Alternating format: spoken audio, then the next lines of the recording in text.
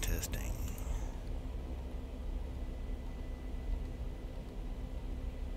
Okay. Alright. Yes, you can stay and watch. Alright. I couldn't find nothing on the watch. Nobody posted much and everything is quiet. And, you know, freaking had Ron on here, and he's got me all thinking, you know, that the Earth is a globe. Ron came in here and did a damn good job proving that globe. And we appreciate that.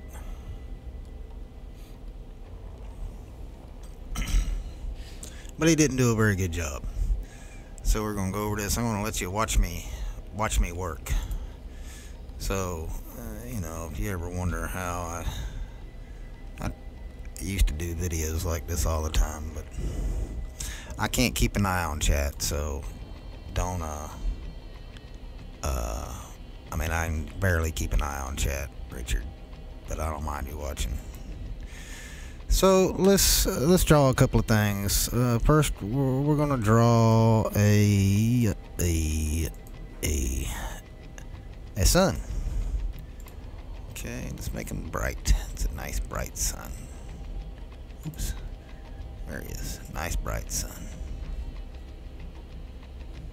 And we can even make that sun really big. Okay. Everybody see that? Everybody agree that's the sun? That's the sun right there. Okay. Then we're gonna draw a little thing like Earth. That's gonna be green and blue. Green and blue. Green and blue. Okay. And we're also gonna draw a teeny tiny little fucking thing over there, and it's gonna be all gray because it's the moon. Oh, let me look at chat. Ron was on. Damn, Mr. Ron. No, Ron's not a glober. He was just in here trying to prove the globe. He wasn't doing a very good job. Anyway, so let's talk about what we're going to talk about is gravity.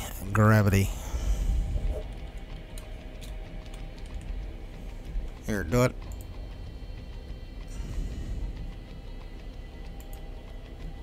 I'll even give it a flat Earth title. How's that? Flat Earth. Alright. And we'll make this gravity. Oh shit, I can't see around this stupid thing. Alright. So I'm kind of working, as you see me, I got a camera on another screen because it'd be impossible for me to stream and run fireworks on the same computer, at least one that I got. I don't have any computer that can run OBS and something else, really. Shit, I can't even look at like photo viewer or anything while I got OBS running. Anyway, so you're looking at me working on my good old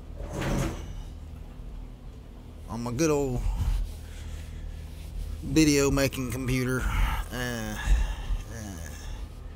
So you got the sun, and then you got the Earth, and then the moon. I know I got the moon is really, really close, so let's move the moon closer to the Earth. Okay, like that. And in fact, let's go ahead and put the sun over there. We'll bring the Earth right here and the moon right here. Okay. And now we need some gravity rings is exactly what we need. We need some gravity rings. Would y'all agree? We need some gravity wings. So let's zoom in here on the Earth and the moon. Ooh, that's not that's a moon spheroid. Alright, yeah. So here's the moon. And so we need some gravity rings around the dang moon, and this is gonna be an ellipse. Okay, so what are you choosing, Jeff? Yes, an ellipse, and I don't want that, and I do want that, and I want this to be dashed, double dash, triple dash, dotted dash. Dotted dash would be fine. And I want a dotted dash of, let's just say red. Red's gonna be our gravity. Okay. So let's get this size about right. Right. Right.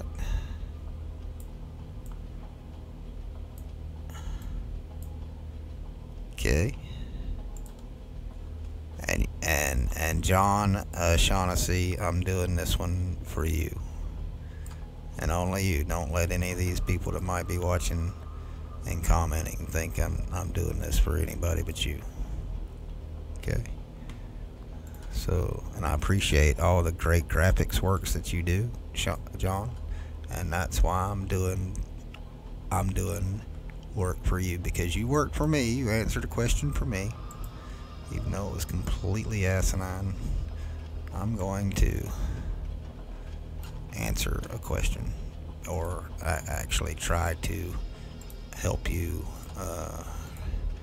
redirect your answer, I guess would be the correct thing.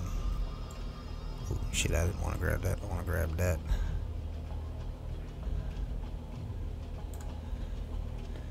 Okay, and we can go ahead and bring the earth forward again, all the way to the front. There you go. And we can even make that skinnier. How's that? Now Richard Clark's probably complaining about that, going, wow, that's a big ass orbit. I would agree. Alright.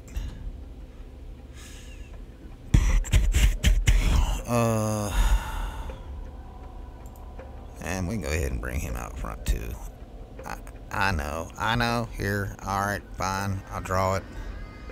Well, actually, I can do this. I can do. Let me back up one. Hold on. Let me back up one.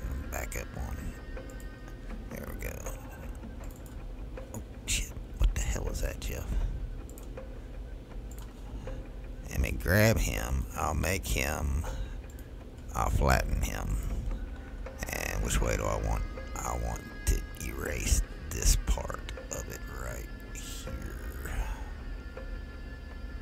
Alright, John. Now, as you see here, I got the sun, which is this one here.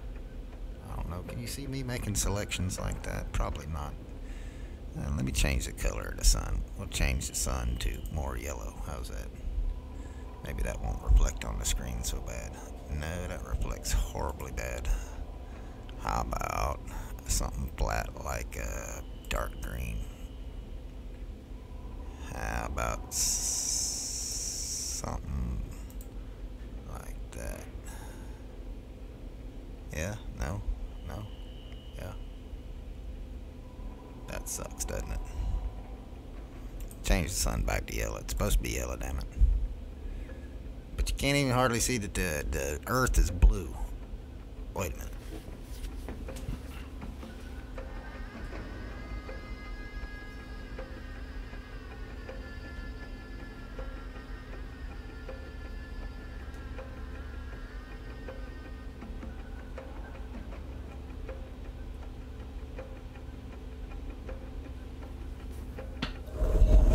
Okay, I just turned the light on it. Maybe that'll help. So when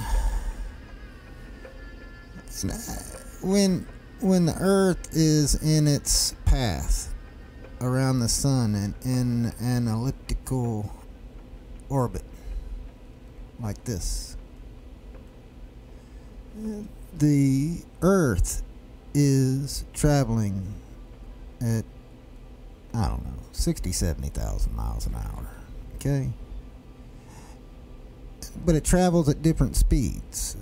When it's on its long arm here, it travels at about 60,000 miles an hour. And then when it goes into this curve right here, it's traveling at about 120,000 miles an hour, just back to 60, and 120 and back to 60, 120 and back to 60, and 120 back to 60. Okay.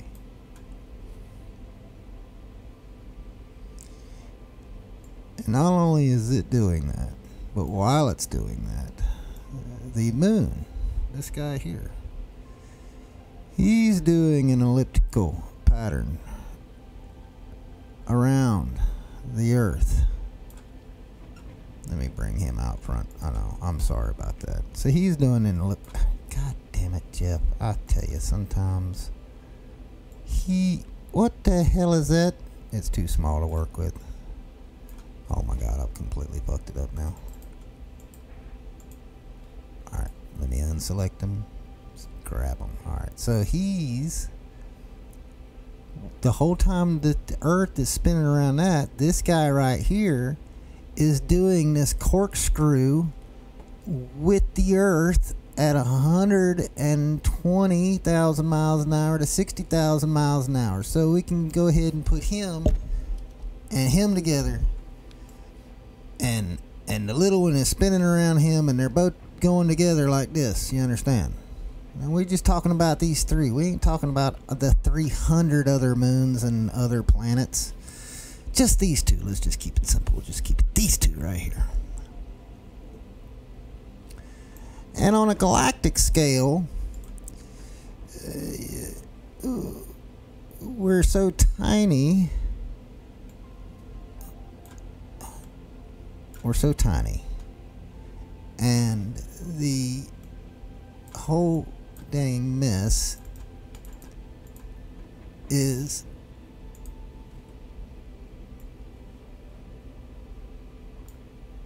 shooting through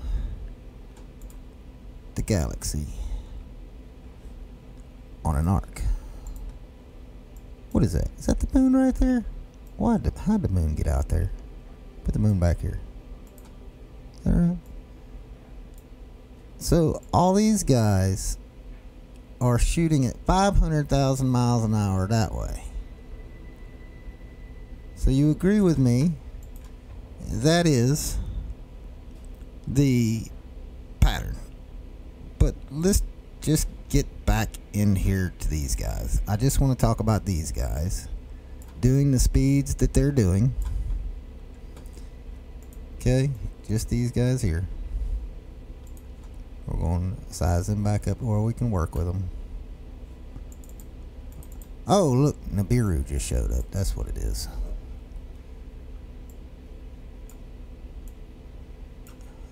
And there, oh, that's my gravity ring right there. I think that's... So, we're talking about gravity. And I'm talking about the orbits. Okay, now let's just break this down. We'll just take the moon out of it, because we're going to leave the moon out of it here in a minute, and we're just going to talk about the sun and the earth. Now, when you say gravity is keeping the earth in a elliptical pattern around the sun, then you are in agreement also that that's a string for all intents and purposes.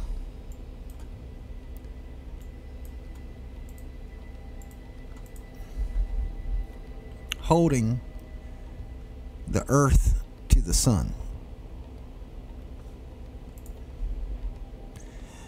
But it's not a solid string. It's more like an elastic string, because the earth travels in an elliptical pattern, not in a perfectly round pattern. It travels in an elliptical pattern, just like everything else that rotates around the sun. It travels in an elliptical pattern.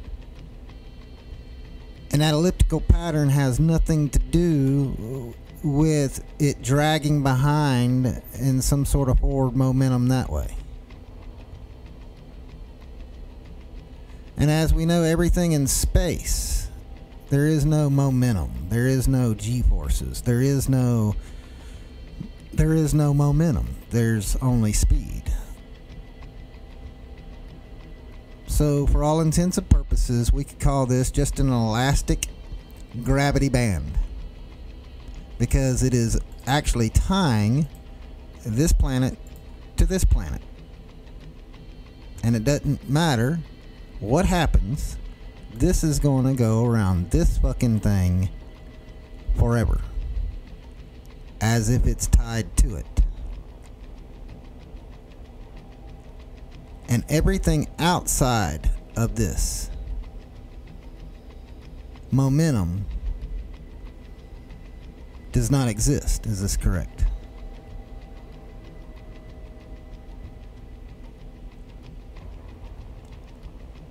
When people say they don't understand why the water, let's just say the water, it doesn't drip right off. Drip, drip, drip. Right? No. I think that's wrong. I don't understand why the water does not bulge here. Always. But see, this is spinning. They say this is spinning on its axis.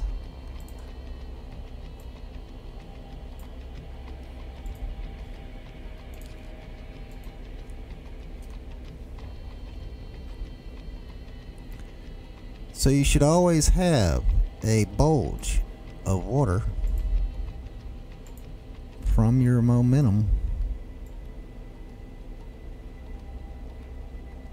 here. Even though gravity is still holding it up. And you can't say that momentum doesn't exist in the space when we back up.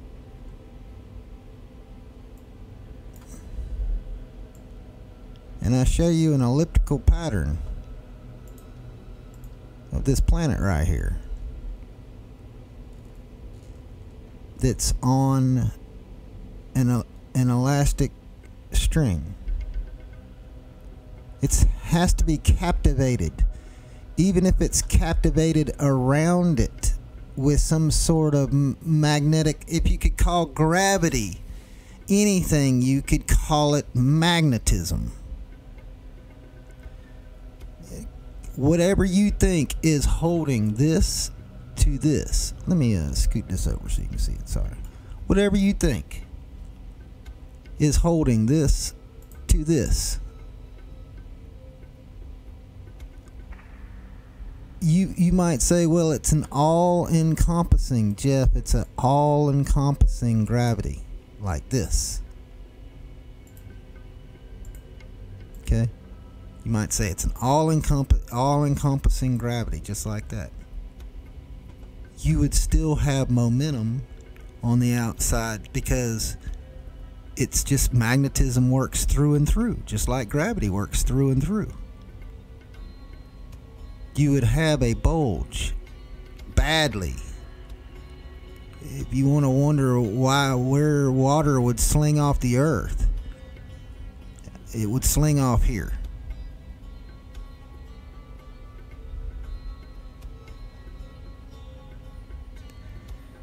Now, you Globers would probably say, man, dude, you just don't get it. You just don't understand, Jeff. You just don't understand. And I say, really? Enter the fucking moon and your fucking tides. You say that the tides are controlled by this little fucking tiny rock out here that's fucking hardly big at all. That's where this guy is. It's out here. And it can even pull on you so much with the same little circle, an even smaller circle of gravity.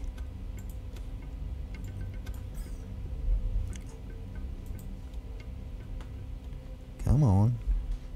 An even smaller circle of gravity around us. And yet that moon doesn't spin around the Earth near as fast as the Earth does around the moon.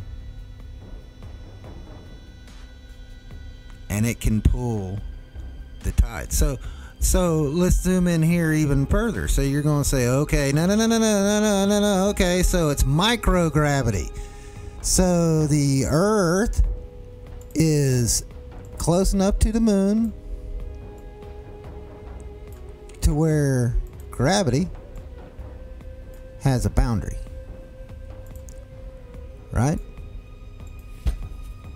Gravity has a boundary. And here's the moon and its boundary of gravity, and here's the Earth and its boundary of gravity. But when they get close enough, them boundaries of gravity become one around it, or like the Earth and the... You understand? No, it's the gravity of the larger object that captures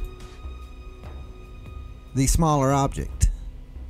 Yet you tell me that the smaller object affects the forces here on Earth, causes the tides and the oceans to slosh around. Yet the same forces as seen between the Earth and the sun don't cause because you think of how much faster they're going. The moon traveling around the Earth, the sun traveling around the sun, the same elliptical pattern. But you're telling me the moon, tiny little moon compared to the Earth, because the Earth is so much smaller than the sun. The moon is 1/6 the size of Earth. The Earth, you could fit, what is it, 1,400 or 14,000 Earths inside the sun? So obviously the sun's gravitational force that can capture this Earth and this moon. And yet the Earth and the moon kind of travel around each other like some electrons or something that can never really collide with each other somehow. But the moon can affect gravity on the Earth, or the weather conditions on the Earth, or the water on Earth. But the sun can definitely not cause those same forces on the Earth. Somebody will tell me, well, the moon is causing, the moon goes around and it pulls up a lump of fucking ocean as it goes around. It pulls up everything. Isn't that what John said? Isn't that right, John? You said it pulls up a lump of everything as it travels around. But for some reason, this traveling around it doesn't make a... for somehow this thing traveling around it doesn't fucking pull a lump up. Where's that lump at? Where's that tide? I want to know when sun tide is, and I want to know when moon tide is. Because if you're telling me that the moon can cause a tide, then you got to be telling me that the sun can cause a tide.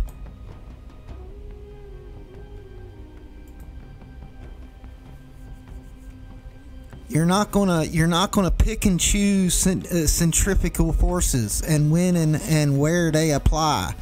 You're not going to apply inertia as a non-existent thing that stops at some weird gravitational boundary, like there's something pushing us all in. No, the orbits that you propose are elliptical, meaning that they are an elastic attachment. It stretches in and out as it wobbles around.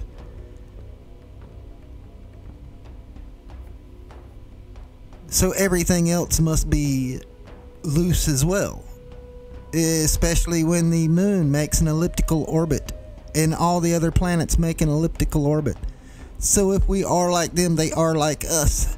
That means that is what it is. It's a stretch and give. It's a stretch and give of gravity. This line right here that exists between them So you can consider this a magnetic field, right? These are two attracting magnets. Okay, these are two magnets that can attract, yet they have this invisible force field around them that keeps them away from each other. It keeps them from bumping into each other. Or that it's at its furthest natural give, and that's the way you would give it to me as a glober. You would say, no, Jeff, no. There's no invisible barrier keeping them from bouncing into each other. It is that is the orbit that this mass is caught in around the sun. This is the mass that's caught in the orbit around the sun. It's the mass of the Earth, and it's as if it's on a string. It's not going to get any further.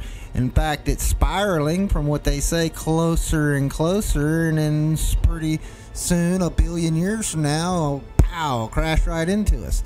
Just like they say that this guy here is in a circular pattern around the universe, and one day it'll get back to where it started at too. But everything is you have this magical string that ties them together, whether you call it a magnetic string or a gravitational string or whatever kind of string you want to talk about in your string theory.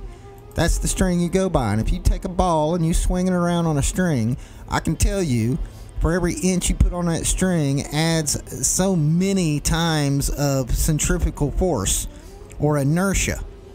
It's unreal. And to say that the moon, this little guy here, the moon, this guy, he's just in the Goldilocks zone, isn't he? He's in the Goldilocks zone because somehow, some way, that invisible barrier that doesn't exist because they're on a string around each other. They are connected via a string on an elliptical orbit.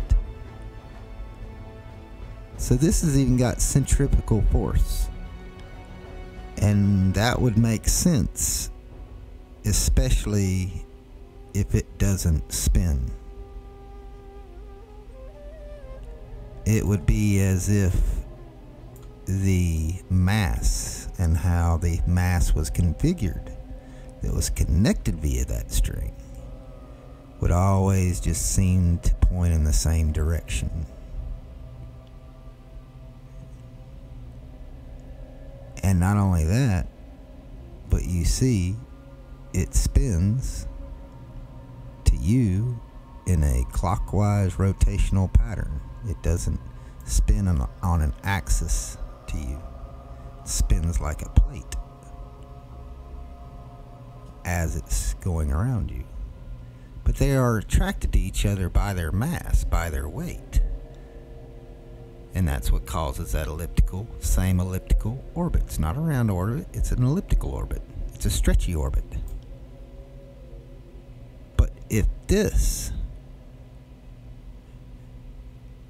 can create the tides here,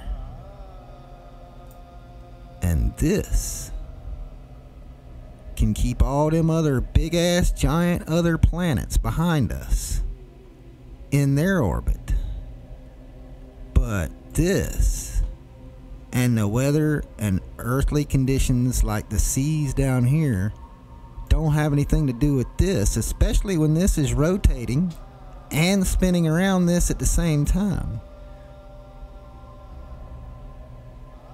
Where is the high sun tide? Never heard of it.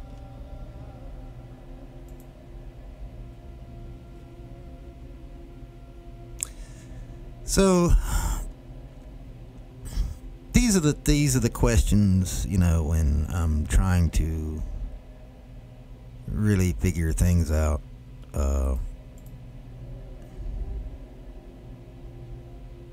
I'm trying to rectify these problems that I see in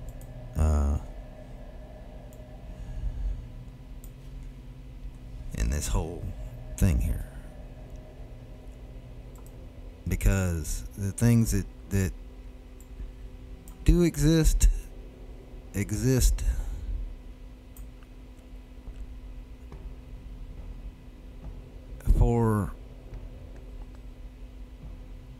I don't I mean, if I had to explain things like this, I wouldn't get no splaining done, because I can't rectify any of this other than it's an illogical solution to I don't know what. But I know I never thought of it a lot until I was too damn old to really think it through, because I was a lot smarter when I was younger, and I could think my way through things. I could see something like this and just totally explain to you, no problems, how this can't work. You can't have conflicting things going on at all. I mean, you're not going to tell me everything works perfectly yet imperfectly. It's order out of chaos. It's order out of chaos, just like the government and everything down here. It's order out of chaos. And it's just like that in the universe, order out of chaos.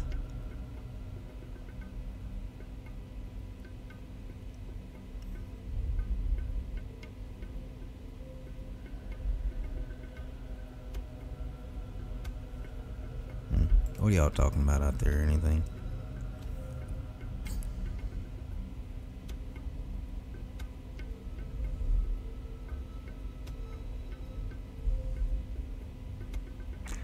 Have I researched the doggone tried? I don't know if I don't know if I've seen anything on it or not, Richard.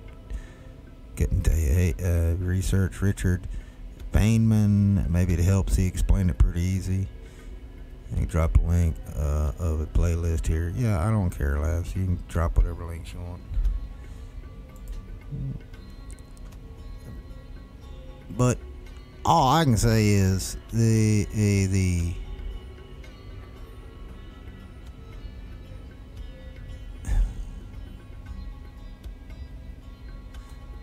so let's look at something else too. So the Earth is on an axis as it is careening. All right. Hey, a minute. Hold it. Let me grab the Earth while I'm at it. Ooh, let me grab this guy too. So, what in the world? Come on, Jeff.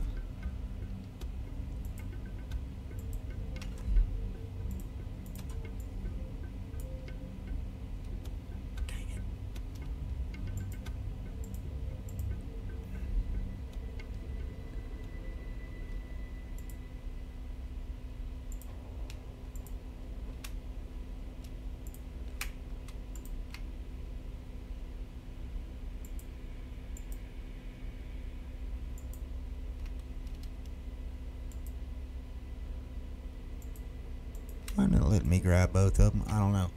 So the Earth is tilted on an axis, and it's actually pointing to another star. We'll just call it the North Star. Okay. And the Earth's axis is wobbling as it's going around the sun here, like this. You understand what I'm saying? Yet our axis always points directly at the North Star. It doesn't wobble around it like this. It doesn't wobble around it. It stays right on it. Which would mean to me that this would have to be wobbling like this. You can't have it both ways. You can't have this wobbling from the Earth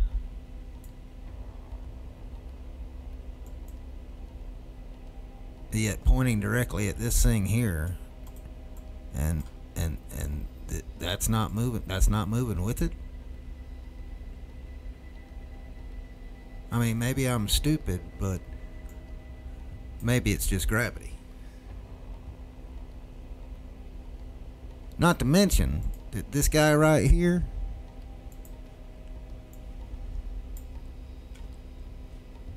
is running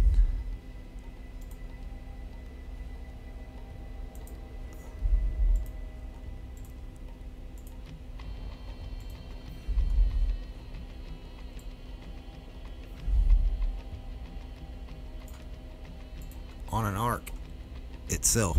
This sun right here is traveling on an arc.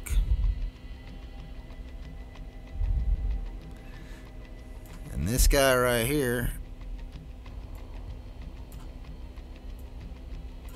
if I can grab him. Here, let me get that line of gravity out of there. Let me get him out of there. I just want the Earth.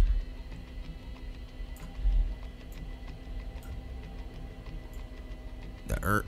What in the hell is this thing doing? So, this Earth on its axis. Number one, this is wobbling. The point out here is wobbling. It's on its axis, and the Earth is wobbles. So, the end of this would have a really big wobble to it. Really big wobble. But this guy right here, I have no idea what this stupid thing is doing. I swear I don't. But this guy here, he stays right in place all the time. And this guy here is on an arc, but he's attached to him somehow. And they're all on an arc. Right? Hey. There's so many things wrong with this model. I could really start anywhere. But all I can tell you, it is the most mysterious and magical thing I think I have ever backed up and looked at. And I'm glad, really, for the sake of my mind, that it's not everything completely. Yes, it's this, it's the government, yes, it's a lot of things, but this right here in particular is not something that a lot of people question at all.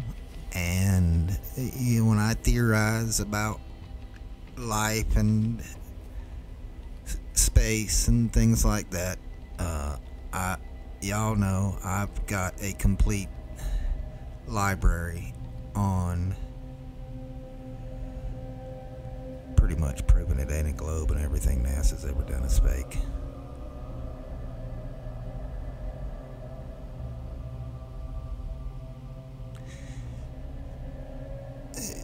Maybe one day somebody will put some 3D graphics, really good 3D graphics to what I'm actually showing to make it a little more easy to understand for beginners or whatever.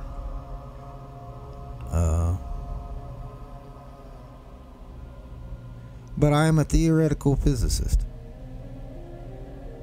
By all accounts, I am a theoretical physicist.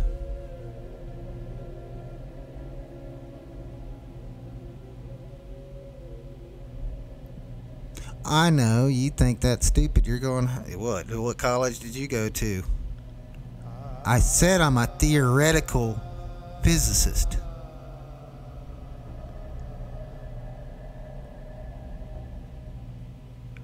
Where in the fuck do you think gravity comes from?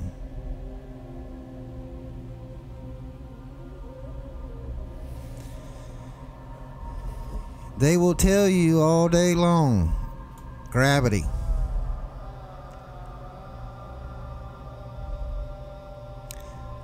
But the one thing they can't tell you is what the mass of gravity is and what the speed of gravity is, therefore giving you the force thereof.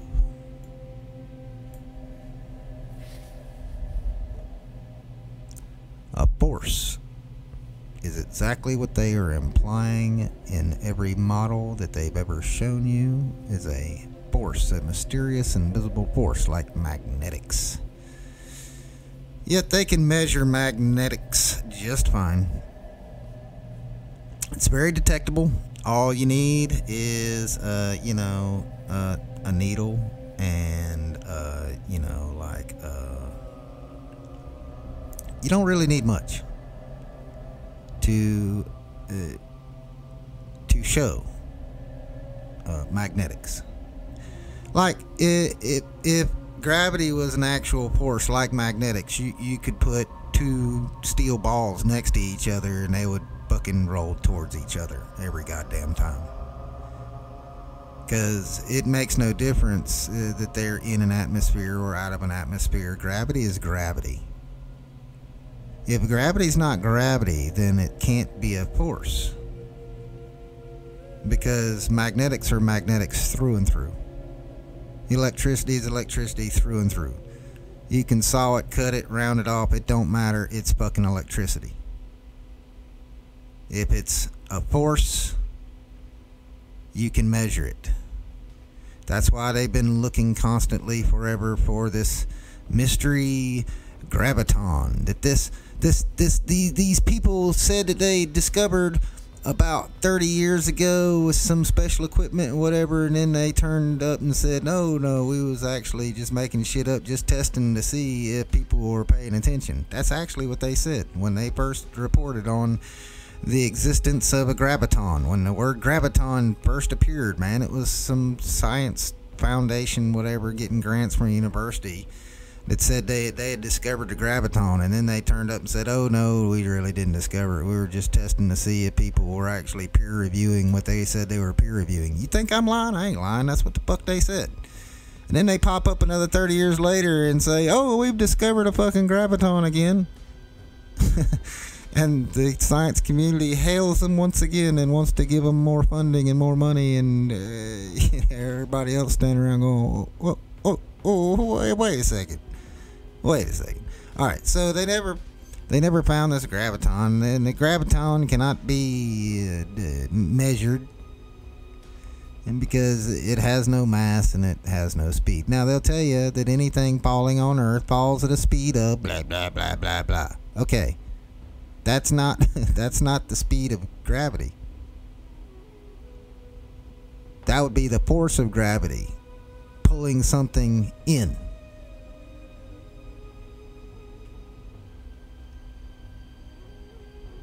Yeah, but Jeff, all things fall at the same speed. Really? You ever dropped a feather? Oh, but that's got air resistance. Well, wait a minute. When does it become resistant? When do we... Now you're talking about a friction. Can we just, without you entering a lot of different things in, can we just keep it on one subject? We are talking about it being a force. With force, we can measure friction. So now you're giving me another something that we gotta be able to measure in explaining something that we can't even start off right to begin with. So nobody ever gave me, and nobody ever told me the measurement of the parallax that goes on right here, because I can look at star trails forever to infinity, and that's one thing this guy doesn't do. It doesn't wobble back and forth like that. And if what we're on is on an arc, as they say, then through time, this thing right here, it'd go from wobbling here to wobbling, to wobbling here, to wobbling here, to wobbling here, and then it'd be a part of the damn star trail itself in a million years. But to even say that it doesn't have parallax here, when this is exactly what the axis of the Earth is doing in relation to anything else out there in space. The axis of the Earth is wobbling like this, and it's going around the sun at the same time. So it's wobbling like that on its axis, and it's traveling around the sun like this. But you don't see that happening. You don't see, look up here, up here, up here. You don't see the end of that stick wobbling around like this. you always just see it pointed right at it. So what they got to be telling you is this thing right here, this star right here, this fucking star I keep fucking up right here, this star. I don't know why it won't let me move it. This star right here. So it must be wobbling and turning at the same fucking rate to stay on that fucking pole. It's got to be jumping all over the goddamn place. But I've seen star trails. Looks like a damn album.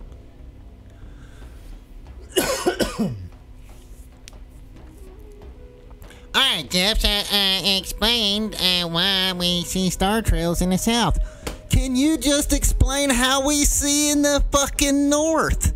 Now you're going to have me explain something that you've clearly never fucking seen. You've seen a partial star trail, a very wobbly star trail in the ass end. Exactly what you should see on anything in the front end. On the front end, the end that we're heading in, it's a perfect fucking dead-on lock onto that one star, and everything twirls perfectly around it. Yet we are rotating around us millions upon millions of miles with a wobble ourselves, and yet that star stays right on our fucking axis. Every night you can go out and take the same star trail picture every single night. And our axis is always pointed at that fucking star. And we've always been going in an elliptical orbit around the universe on an arc.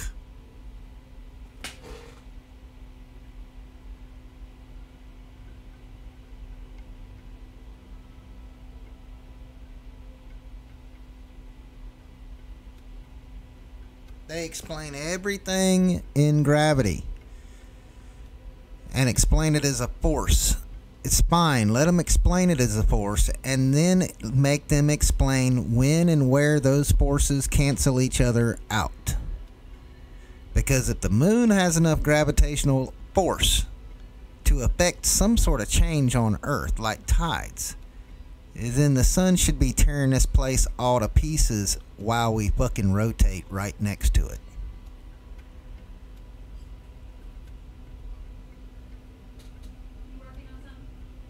I'm just theorizing. Yeah, I'm just doing some flat earth shit. You're on broadcast now? Yeah. Oh, I'm sorry you didn't know? No. Oh, I'm just drawing some stuff, trying to make sense of.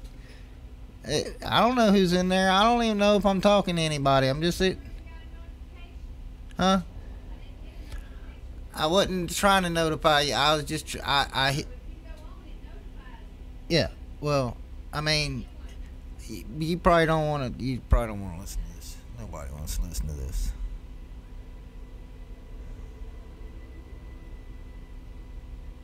But gravity is the only fucking force ever not measured that they tell you don't worry about the mass and speed of when it comes to being a force. Everything else, you need to follow certain procedures to find out what the force exerted is.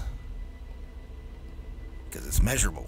Every other force on Earth and in space does not fit the gravitational force method at all. All other forces apply and adhere to the force is law. There is no other law short of Moore's law that does not meet the damn regular forces of gravity law, except for the force of gravity itself in certain circumstances at which you will be notified at which time and where those forces cancel each other out.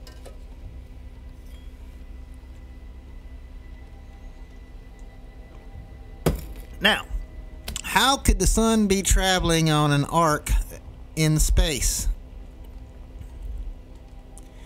Could it be that it is gravitationally tied to something in the center? Right? Like the center of space is so dense that the sun has to travel in an arc. And if you look at the pictures of space, they'll show you like this big fan out looking thing, big star looking thing. And they've already told us that this travels in an arc right here. Like this is on an arc right here. But we're attached to this, and this is on an arc right here. But we're not on an arc. It's on an arc. We're on a tilted axis. It's on an arc. They say that the sun's axis is actually on a tilt too. But it's nothing has anything to do with which way it's going or which way it's spinning or anything at all. It's actually miraculous. You know, this gravity thing, it doesn't matter where you put it. It's magical. It is. You could put it up here probably, and it would fucking work somehow. The only place that this force of gravity doesn't fucking work is in an equation to measure it.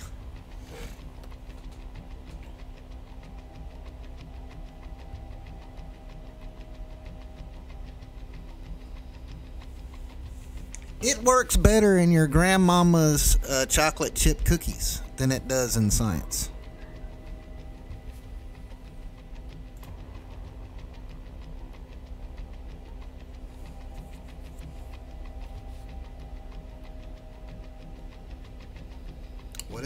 Laws of Valdez says whatever is holding the neutron and the electron to the nucleus is holding the moon to the earth.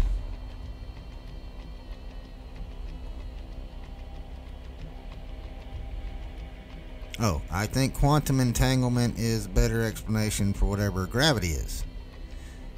Well, it's funny because they can definitely measure quantum entanglement now. They've been able to do so for a while.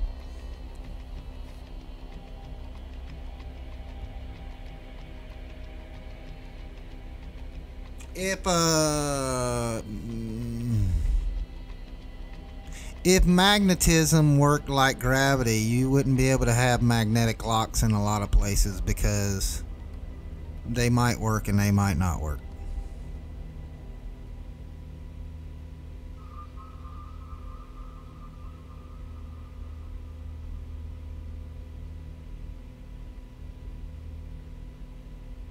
It just depended on what the day was, what the weather was, whether the sun was shining or not, whether you had, snot running out of your nose. There's a lot of things that could make a huge difference in magnetism. If magnetism was like gravity. Richard Clark. I will tell you something. Do not listen. Don't listen to this guy. He doesn't believe in NASA, and he makes terrible videos.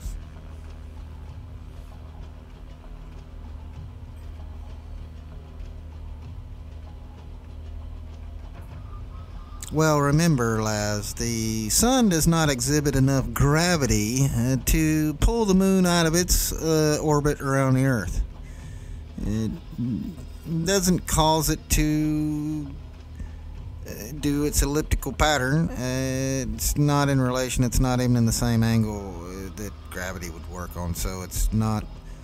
It's I don't know, man. I can't explain that one. I think they're in the firmament. I don't think they're in anything. I don't think they're not in anything. I haven't got enough information other than this kind of fucking bullshit right here. This is the kind of information I'm working with, and it wouldn't matter if this was in my line of fucking work. Even if this was in my fucking line of work, it'd be like me showing up at your house to fucking fix something, and you take me out on the back porch and show me a fucking elephant and say he's sick, and me looking at him going, it's a goddamn elephant, and you're going, yeah, but he's sick. So I can't. It might as well be a sick elephant in the backyard. I can't. I don't have enough technical expertise to fix everything that's going on wrong with just this little tiny part of it right here. And somebody else maybe could, but you're definitely not going to say, well, it's only a little wrong.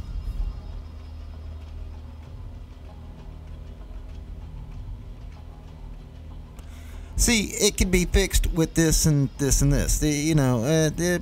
Under normal, what you would think is everyday circumstances, it could be, this could work and that could work. And, it's just all so far apart, you understand. It's just all so far apart. It's just all so far apart.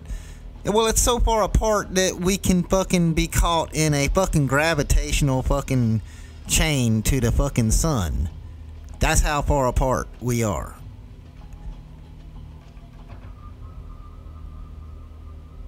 And so can the sun, and so can everything else, and so does the damn the asteroid belt and all this crap. Right? It's all caught in the sun's gravity.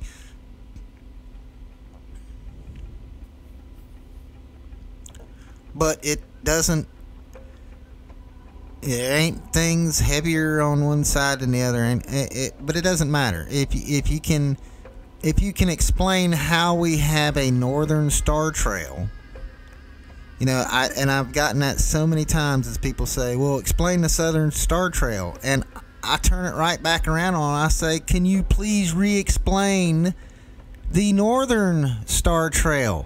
If you believe star trails exist, then explain how this is possible when this is what's going on. This is the axis of the Earth pointing out into space. That's the axis of the Earth, yet it stays pointed right at the North Star. It doesn't get off of it, ever. Even when the sun is on an arc like that.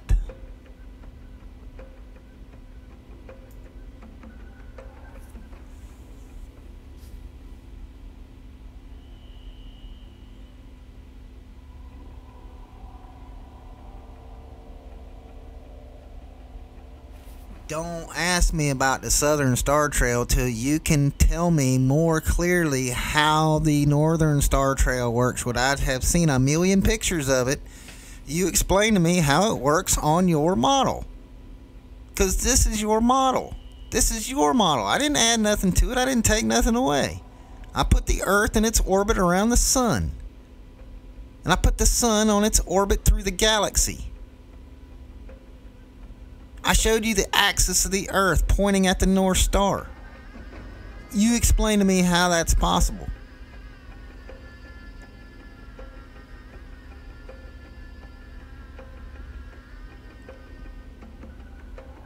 Because if this is possible right here, I can tell you, it don't matter where you're going. Just keep driving. You'll get there. It's fucking gravity.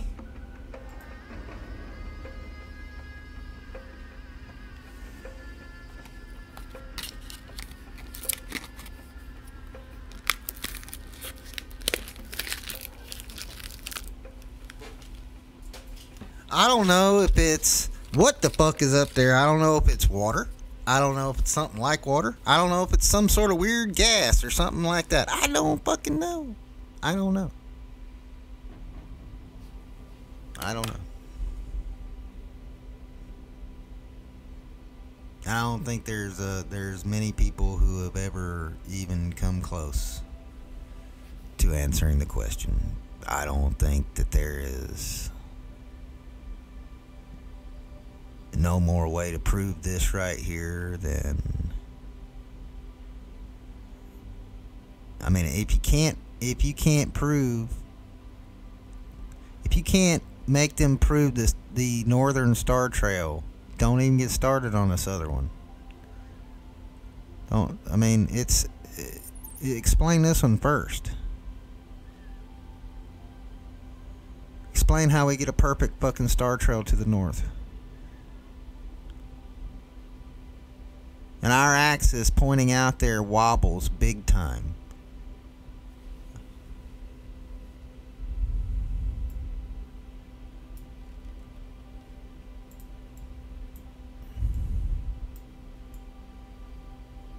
It wobbles big time. It wobbles in this rotation around the sun. Even it wobbles here because the Earth has wobble. So it's got to wobble all the way around that elliptical orbit. Yet we can stay right on it. Well, 'cause Jeff, it's so far away. Yeah. So parallax doesn't count now. Good. You see, you're never explaining to me fucking what parallax, kind of parallax we got here. When that's the kind of pattern that guy should be running right there. No, you telling me the fucking Northern Star runs a fucking pattern that looks like that right there? To keep up with that point right there?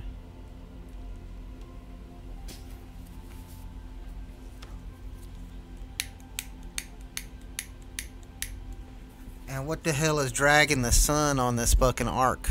Why is the sun on a fucking arc? Is it spinning so fast it's like a tennis ball on the court? It's like, you know, in its backspin fucking, you know, what? What makes it arc like that? Space. I hit a golf ball on the moon, it'll go forever in space. It go forever. It never slow down. It just never stops. Keep going straight forever. All right, what causes the sun to stay on this arc? And please don't tell me the mysterious gravity of space that can affect things from way far off now. When you got it, so you got to tell me when the gravity starts and stops.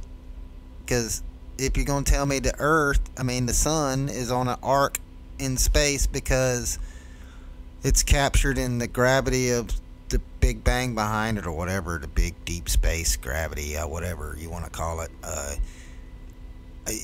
Okay, I can go for that. I can go for that. I can go for that, right? Yeah. But I'm having to reach so far for everything, and all I'm asking for is just a little bit of clarification on a couple of little things that just seem like they're really, really, really tiny things to get hung up on for a lot of people. But I'm just saying, look, nobody's going to give you a fucking inch, because they're going to expect you to apply them maths.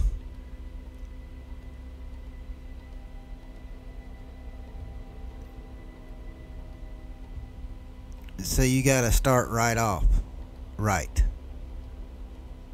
Explain the Southern Star Trail. Explain the Northern Star Trail. That's where we're going. Why you always want to look to where we've been? Why don't you just tell me about where we're going? Seems like the sun's going in a different direction than we are. But we can't really tell, so far apart. But gravity's holding the sun back. It's not holding us back though. We're heading right towards something else.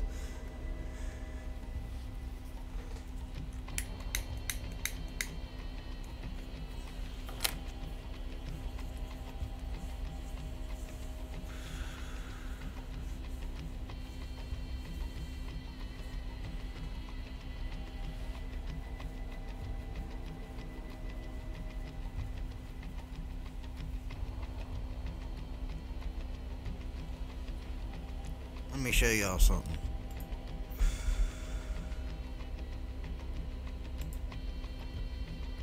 There's Rockin' Rod right there, pro wrestler. He doesn't look anything like the dude that I showed you a picture of earlier. But there was a Rockin' Rod pro wrestler. I don't know which guy he is, but he's one of them guys. Maybe, I don't know. Maybe he's that girl right there.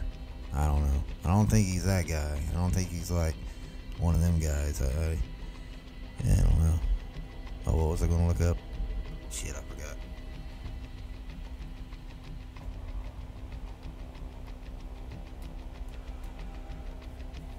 Oh, okay, yeah. Okay.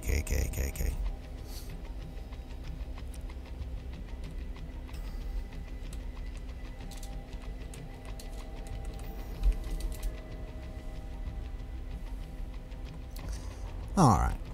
Let me just get one of these pictures as a good example. I need to pick something just medium far away.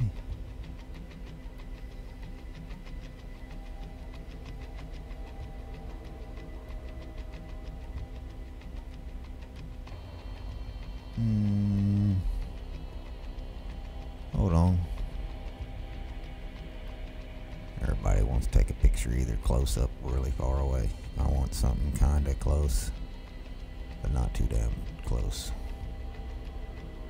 Dumbasses. I'll start taking pictures of boats, right?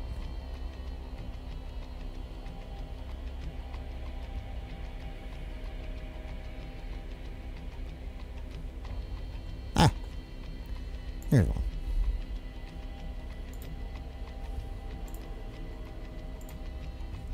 Let's bring this guy in here.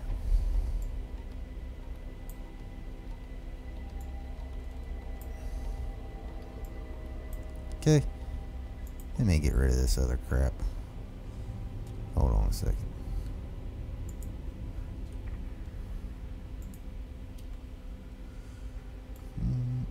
We can leave him. We'll take him out of here. Get rid of the moon. Get rid of that. Whatever. I don't want to get rid of that. I'll tell you what. Let's just get rid of all of it like that and like that. And repaste that again. And slide that down like that. And we're going to send that to the back. And I'm going to lock it down if I can. Let me look at my layers over here. I'm on that one. Let me lock it so I can quit moving it around. Oh, not make it like that. Lock it. There you go. Alright. Now, if you're on a boat, for example, and you're using the Aegis combat system,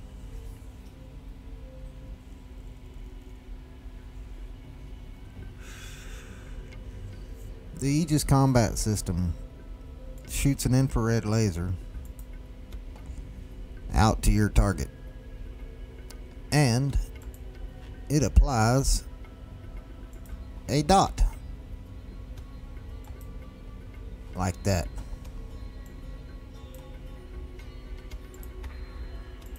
Oh, I'm sorry.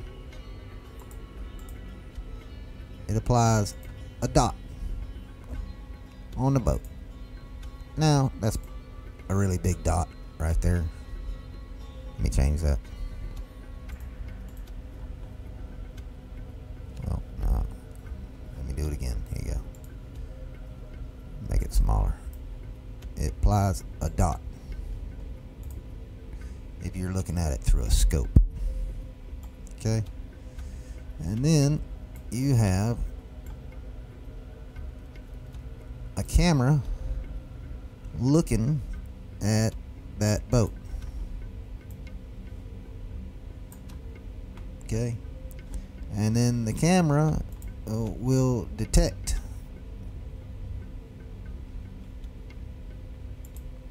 the dot, the infrared dot. Okay?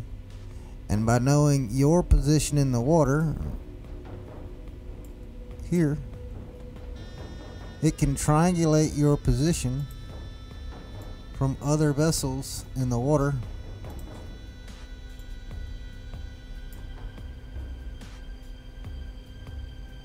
and send a shot right to your bow. I'll make this one red. Boom. Ooh, make them bigger. Boom. Oop, that's too big. Boom. No, that's way too big. Boom. Yeah.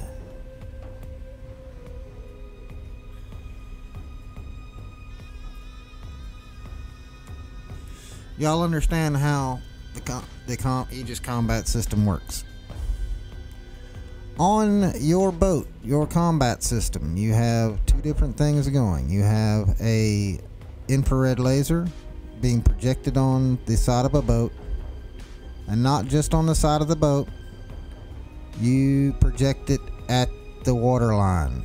Actually, the combat system does that automatically. It automatically, once you target the boat with your bigger horizon, the computer does the rest, and it sends an infrared signal to the right spot on that boat configuration. It doesn't matter whether it's a cruise liner or a fishing boat or a damn fucking destroyer in somebody else's navy. The computer already knows the boats. It already knows what the boats look like. It already knows their configurations and the perfect targeting per your perspective of looking at it, from what direction it's coming at you and all that kind of. It does all this figuring for you, and it projects a laser dot right at the waterline of the boat, just a little above the waterline. And the reason why you want to hit at the waterline is to sink that motherfucker. You don't want to hit it anywhere else except the waterline. If your intention is to sink that fucking boat, you sink it by hitting it at the waterline every damn time. Now, if you're a plane shooting at it from above, you're going to drop bombs on it and try to put a hole all the way through it so it'll start leaking. But the main thing you want that thing to do is start listing sideways.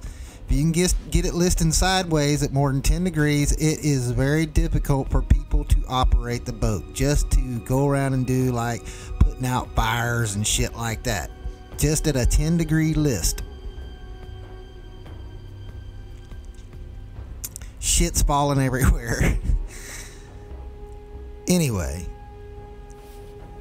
the distance at which you start targeting any boat.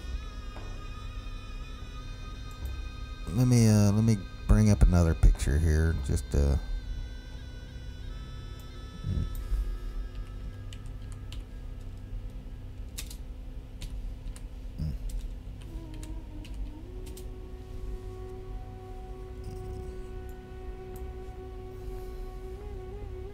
Now we can use this. This will be just fine.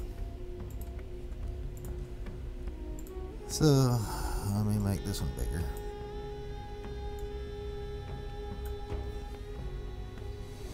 Alright, this is your, let's just call this your forward facing radar on your boat. Just the big radar unit that you normally use. Alright, and it detects out in the open ocean. Use it.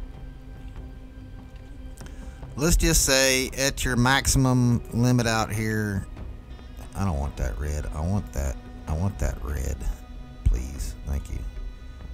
At your maximum radar distance. How about that? Is that better? You get a ping on radar. Alright. Now, this generally is between 400 and 500 miles on nice clear days. On overcast days, you might be able to reach out there 300 miles. Raining like hell, clouds everywhere, bad sea conditions, you can reach out about 150 miles. In fucking the worst conditions ever that you can imagine at sea, 20 to 50 miles. Now, a Navy ship, as it's moving through the ocean, it doesn't go from point A to point B ever, especially a fleet of boats. They never go straight from point A to point B. They're not airplanes. They linger. And they go straight, and then they turn one way or the other.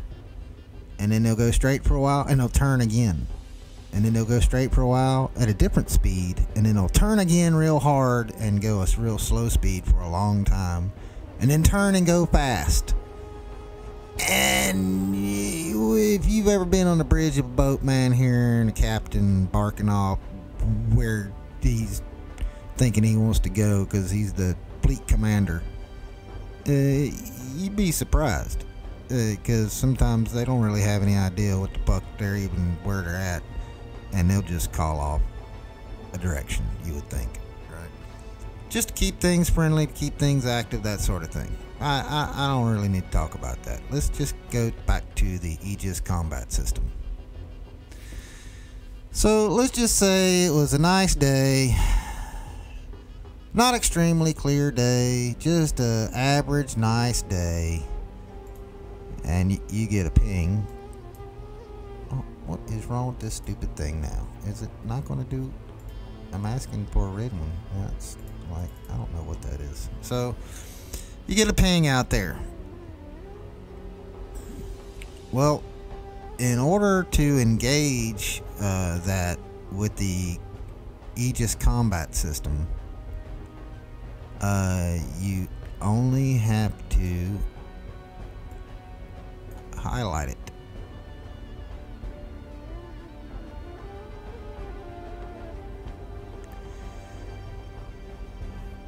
And you can highlight it at any distance you can get it on radar.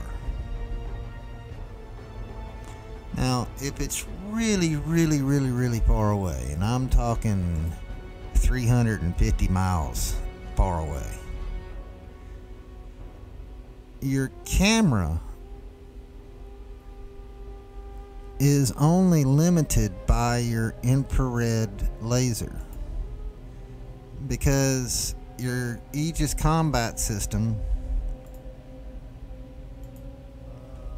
will recognize a dot on that boat that's approximately X inches by X inches. And if that dot is a big dot like that, you're reaching out too far. And your laser spread is getting bigger.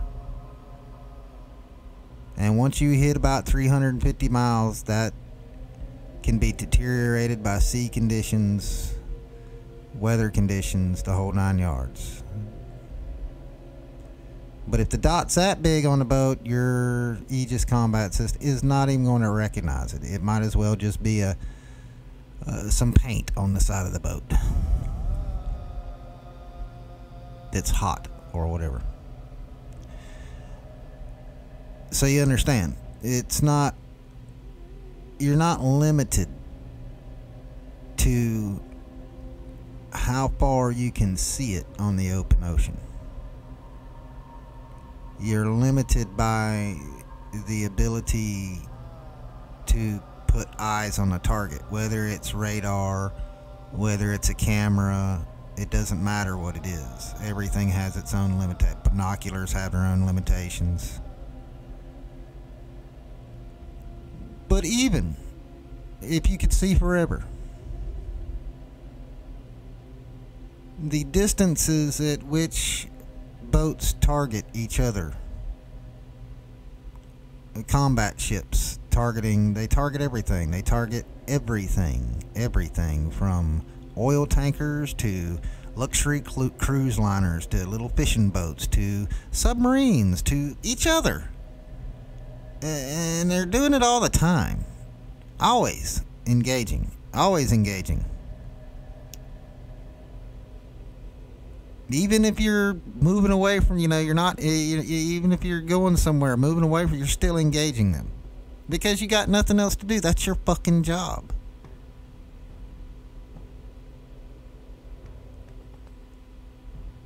You could be sitting there looking at a naked chick on the front of a luxury fucking sailboat from 200 miles out and be able to get a good view.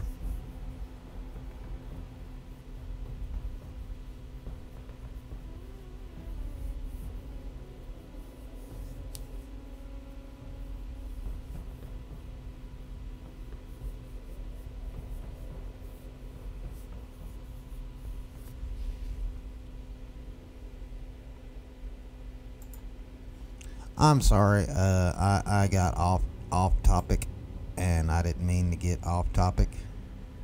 Let's see, the electron nucleus, visualize windmill solar system going around it at the edge.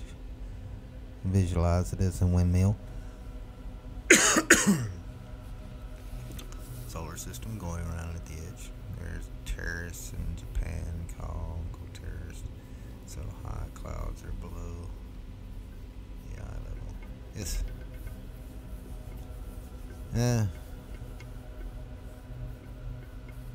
So anyway, that's my theorizing for tonight. I'm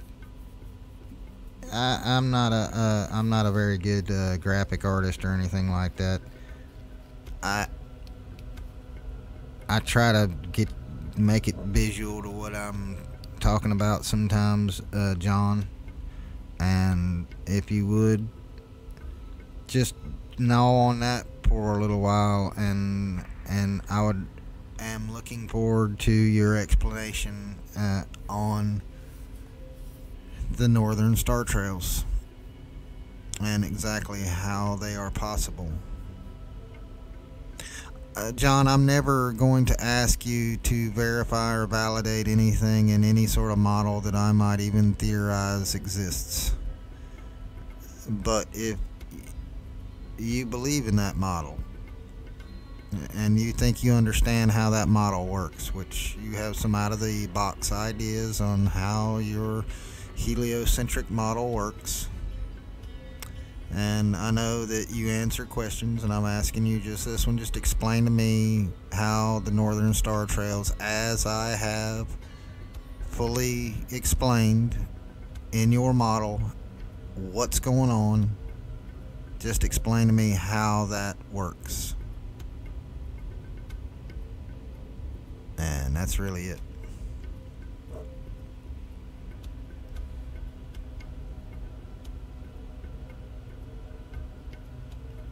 Now, I could also ask you to explain to me the vacuum of space and other things, as I showed you earlier. If you watched the videos on vacuums and stuff, I don't know if you maybe want to address any of that stuff or not. I mean, that's going to be a little bit to gnaw on, because it seems kind of ridiculous to me, too, that anybody would try to explain that. But I'll be more than happy to hear whatever explanation you got. You do a better job than NASA. At least you're fucking trying. I'll give you that. Them are some sloppy fucking bastards, I'll tell you. You know, it's when I see, John, something like fucking that I can't pick apart from NASA, even though it's never happened, I'm just saying, if it did happen, I'd be fucking impressed, dude. I'd be like, that is so impressive. That really is so fucking impressive. When in reality, the most impressive thing they have thus far, in my opinion, is their ability to shoot off some really cool looking fucking rockets, man. I mean, we're talking about some real nice shit. Real nice shit. They blast that shit off and destroy the shit out of it, man. That's got to be the funnest thing to do ever. You know? Like, anyway, John, I'm gonna let you go. I'm gonna get off of here, because I know you're probably like, right now you're thinking, man, this dude's crazy. He's crazy as Richard Clark. And I ain't half as crazy as Richard Clark. I wish I was. He's pretty damn crazy. He's so damn crazy, they give him a wrench in religious channels. That's how crazy he is. He's got a wrench on the Taliban channel and on the Christian channel. It's the most amazing thing you've ever seen in your life. And they don't know each other well enough to see that he does this. He's like that, man. He'll have a wrench everywhere. You just be like, man, didn't I just see? Yeah, it's like, it's amazing.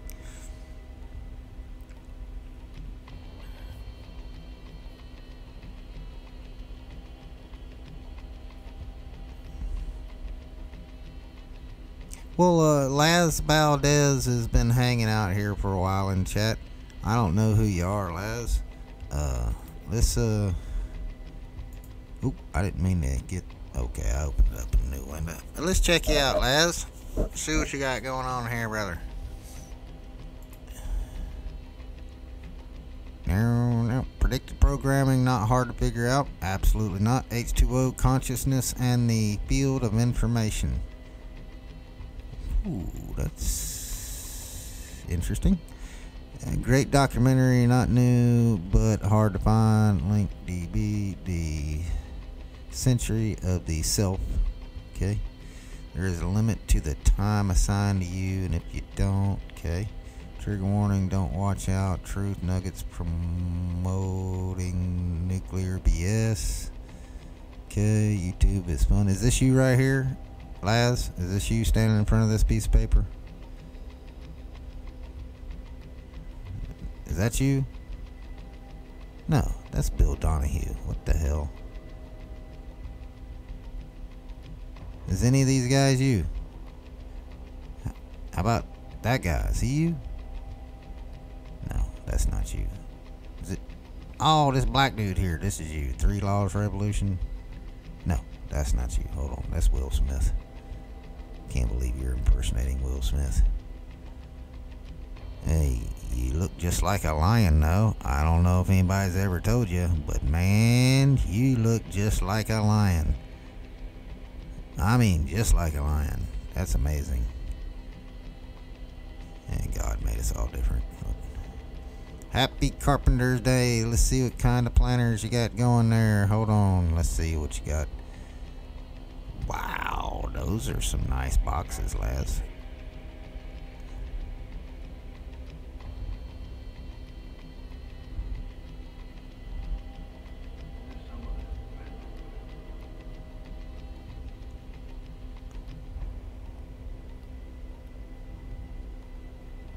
Yeah, but you ain't planting nothing in them. Hey, kitty. You ain't planting nothing in it. Ain't no plants in them planters. Well, what you gonna plant in them planters? They look like empty planters. They are nice, though. My. There ain't no plant in there. I don't see no plant in there. Hey, you got a cat. You can put the cat in there. Alright, hold on. Let's back up. Maybe he did something else fun with the cat. Let's see. YouTube is fun. Let's see. YouTube is fun. Oh God. Oh is him. Oh Lord God. Elohim is Saturn. Hello. 666 Mark of the Beast. Is this you?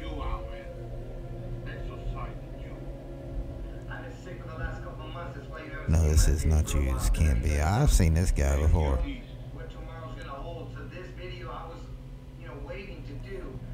Wow. What? What?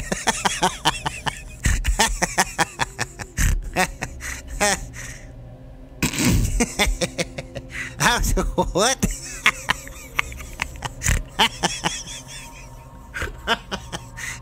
Alright. Oh, I've heard this guy before. I don't think he does the fucking video unless he's jacked up on fucking 3 or 4 things, but let's let him.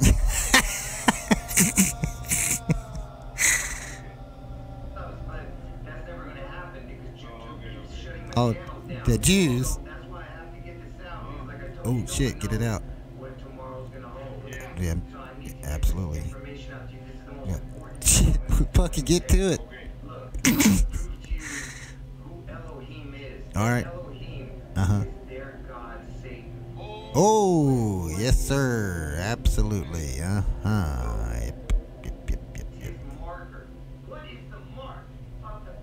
Oh, my gosh. Now, dude, you need to fix your eyeball, your left one. Oh. Oh. The mark of the beast is the O. Hell yeah, bitches. Yeah. Hello. Oh. Oh. Oh, yeah.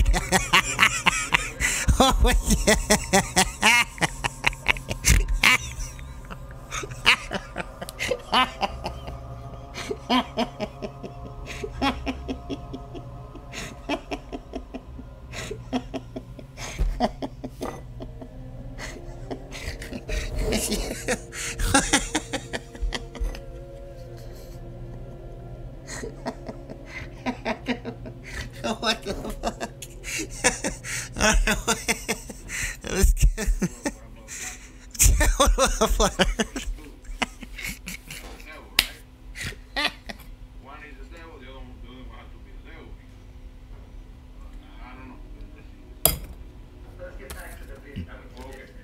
Good idea. Yes. O, him. Yes, right. O is in the middle right there. That's right. That's right. I'll get to in a second. El means God, absolutely. El Gato, like El Dorado. El Gato. El Gato. Now that's the lurd, and gd. And with the O, it makes it as him is the O, and multiply that by 3. And God is definitely took it for the O. Yeah, they stole the O from it. No, it's definitely no coincidence. It's absolutely fucking, yeah, it took the R out, and if you took it wouldn't make any sense. Absolutely. Hell yeah. But the Jews stole the O. That's what it is. That's what it is. The fucking Jews stole that O. Hell, oh, hello. Does anybody say hello? I'm telling you, everybody. Ola. Yeah, well, yeah, I mean, yeah, that is a good argument. You know, it could be Ola if they would have put Ola, but they didn't put Ola. I don't think it's definitely Spanish. Oh, yes. What? Hell? He does? Who said Satan lives there? Wait, hold on a second. Wait a minute, bro. Wait a minute. Who said XOXOXO? Wait, that looks like something my girlfriends used to put on her notes in school to me. Yeah, that's what I'm talking about. Laz, definitely can have my mic anytime. Yep. Come on. What?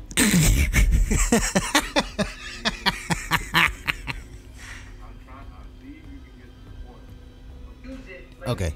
Alright. The fucking Jews? Use the X? Oh, I didn't know that. I just said oh, and I didn't even realize my eyes were looking at the 6, which was the X. It was replaced by the O, because I wish this dude would fix his left eye. His left eye is like it definitely, it's not as pointing at the North Star at all. Yeah, hugs and kisses. Yeah, that's what my girlfriend was the devil. No, hugs and kisses. That's what he said, Laz. Hugs and kisses. Yeah.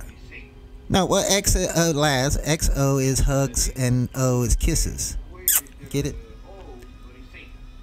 Right. So hugs and kisses from a girlfriend is just like Satan. Yeah, fucking Jews. Damn right. That's exactly right. Jews and Richard Clark.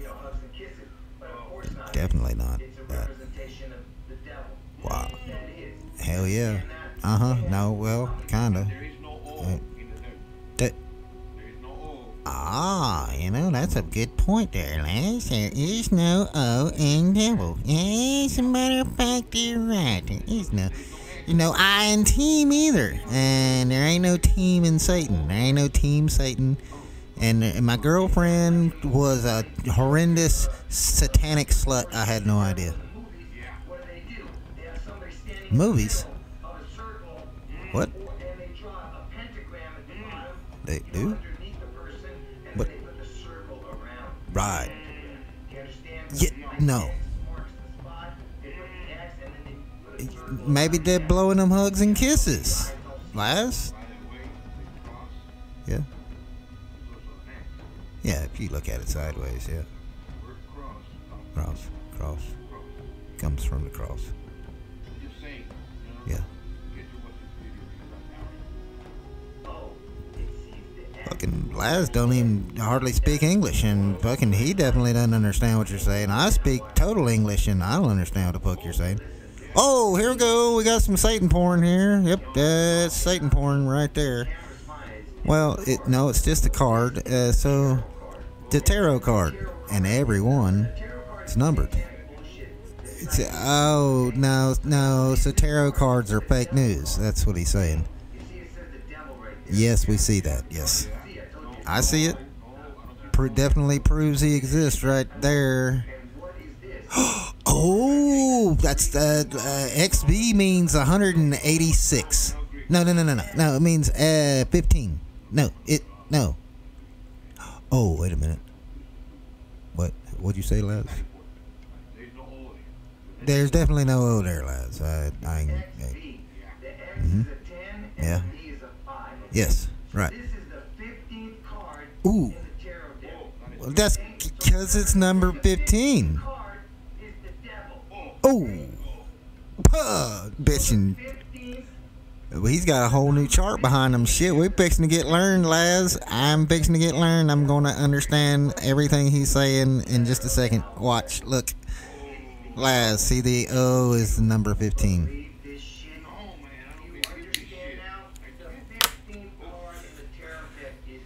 This dude must have been the grandmaster over Russian bids. Russian bids probably trained under this guy. He probably had to carry around pots full of water up and down the things for some reason. Had to wear his hair long out of one spot out of the back of his head. Fucking A, that proved it to me, dude. I don't know who this guy is. I don't remember. I'm definitely not smart enough to understand this. I'm only a little smarter than Laz, and I don't understand it either, Laz. So, oh my God, he just called me a dummy. That's very rude. Oh, pretty. There's an O. There's no Laz. Fucking A, I didn't think I was gonna have anything to watch tonight. I had no idea this was playing. I am feeling dizzy. Fucking A, bitches, I gotta try that sometime. Yeah. Oh. Oh. Oh, my pretty, the ring. Oh. He's he's not a kiss. Like my first girlfriend. I don't even remember what she looked like, but she's probably ugly like the devil too. Oh my God, don't quit pointing at it. Jeez, you're gonna curse us all. Wait a minute, how did he change the fucking chart so fast? Hey, how did he change the chart so fast? Right before my eyes, almost like some sort of satanic thing. Yes. The Jew buplers? What? Who? Go away!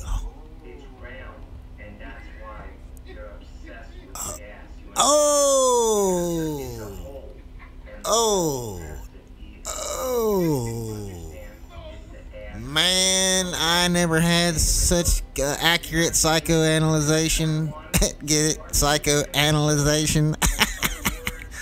I'm sorry. Ooh, representing. The O's are representing anuses.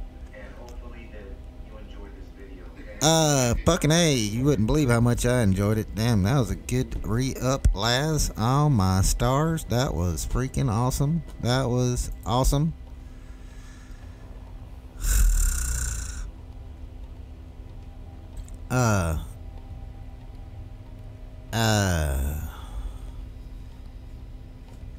Hell, let's go back to Laz's channel. He's got some good shit, it looks like. Hold on a second. H2O consciousness and the field of information. Question, because when you look at water, water molecule is tetrahedral in nature. And so, and then the water structure is from which all life emerged, meaning that all life comes out of water. So you expect, if there's this field of information that's actually creating the feedback and creating the complexity, and that is producing the biology we see around us, then you can imagine that this tetrahedral structure of water must be interacting with the tetrahedral water structure of the Planck at a very different scale, right? So it's like the information moving through the scale, through the same geometry. And then when cell emerge, then the cell, when they divide, right, then you have 2 cells, then you have 4, then they make a tetrahedron. And then you have 8, they make a reverse one. And then they built in this 64 tetrahedron grid as well. And then you look at the DNA, and the DNA has 64 codons. That is the code that makes the DNA structure function, and so on. So now you start to get like that this geometry is like scaling at different levels, huge scale difference between the Planck and biology, but that the information is being transferred from one level to the other.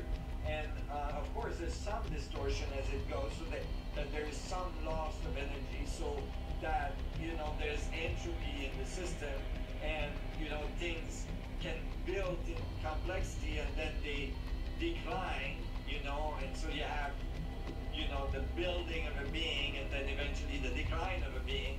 But actually, I wouldn't put it as copy of a copy of a copy, declination, or entropy. That's not how I would describe it. I agree so far. I just got one question though. What the fuck are those things behind him? Are those beds or couches? I can't tell. What the fuck are those things? If those are beds, does he live on a boat?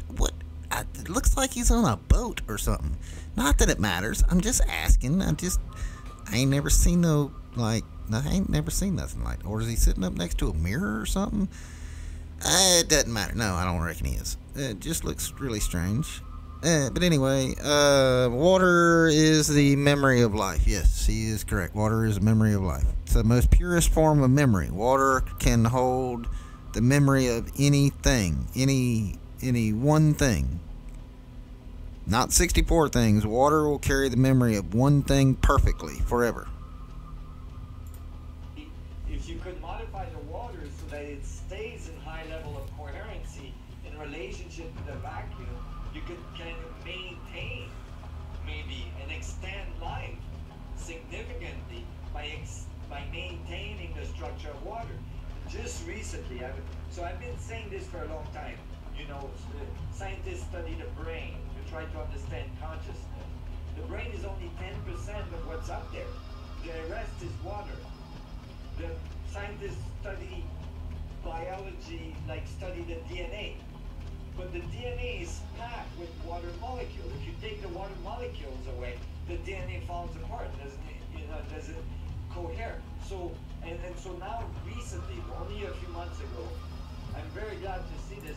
Okay, so he just agreed with me in that each water molecule in the DNA is independent. If you took it away, there would be no DNA. And in these parts and these water molecules, each water molecule carries its own thing. Whatever that thing is. Occur. We're able to measure, we're able to see that it's the water molecule that's modulating the folding of DNA, the way that DNA communicates. So it's actually the water that is producing the information. Yeah, it's the water that's giving the it's the water that has the information that the DNA uses. I don't know. Let me go back to chat.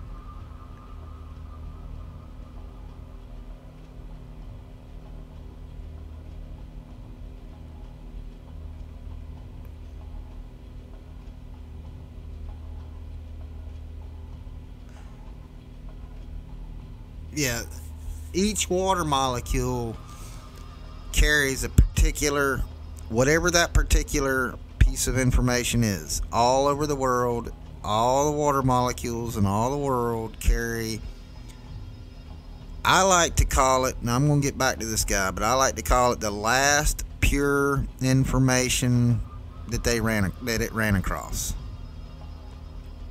Every molecule, and even if you put a bunch of molecules of water all together, that doesn't wipe one molecule to the next.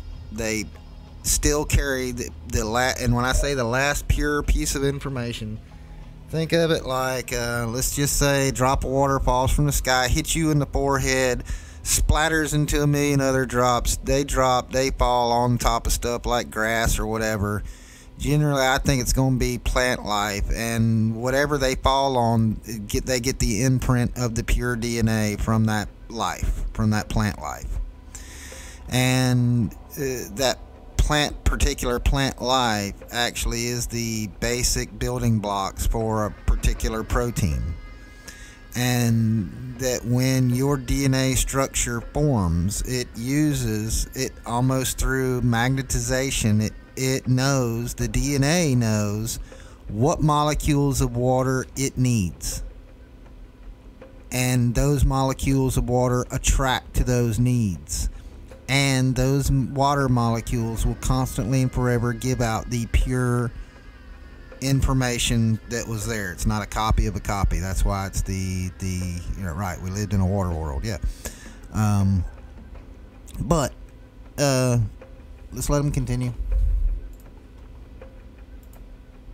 That makes the DNA do its thing.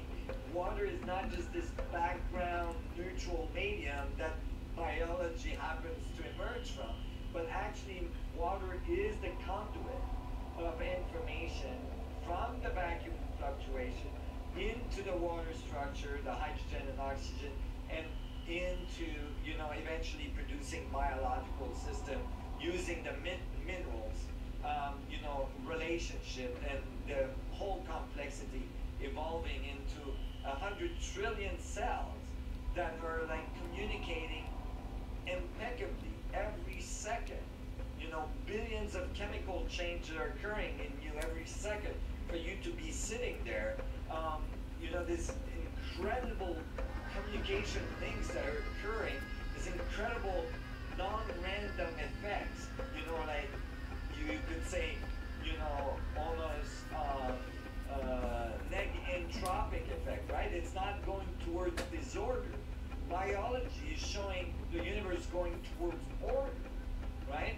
And so it really starts to give you an understanding, a deeper link. And I just published a paper with Dr. Val Baker and William Brown on the link between the vacuum structure and the information in the vacuum structure through the biological structure into eventually creating a conscious, self-aware system, so that we can actually explain that the consciousness is not manufactured inside the brain or inside the water even in the brain, but that the water is like an antenna oscillating with all the biological rhythm of your body, creating a link to an information field that we are linked like an antenna on a radio. Okay, yeah, slow you down there, buddy. Let's slow you down a little bit. Water is, and you could even say hydrogen or oxygen. You could even break it down further there. I think that you can break water down and still retain the information, the last information. And maybe when a water molecule joins with a hydrogen molecule, they have their own pieces of information that they carry that's a link. That I can go that far with, linked kind of hybrid mass arrays of information. But what I'd like to know is what in the fuck are those things behind him? Are those beds? Is he in a massage parlor? But there is so much information that water carries, and not I get kind of stuck on thinking that water carries just one single piece of information. But it might carry a lot more, but it doesn't carry the same types of information. If it carries more, it carries linear types of information, like I don't know what. And I think that when you join them all together, they are a living flux, I guess, of information, or an array of information. But I don't think that the information transfers from molecule to water molecule. I think it's just accessed from just what's in your DNA. All right, continue. I'm sorry. That's tuned to a frequency, and we actually are receiving information and we're sending information in our actions into this field of information, and that is what consciousness is. So it's not produced in the body. So there's huge implication both for biology and our understanding of what consciousness and how consciousness actually, or self-awareness at least, emerge from biology. Good question. Okay. Yep. I'm okay with that.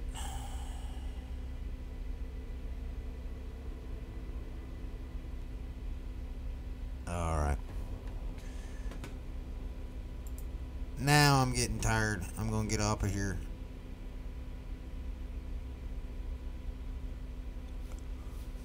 I'm starting to yawn.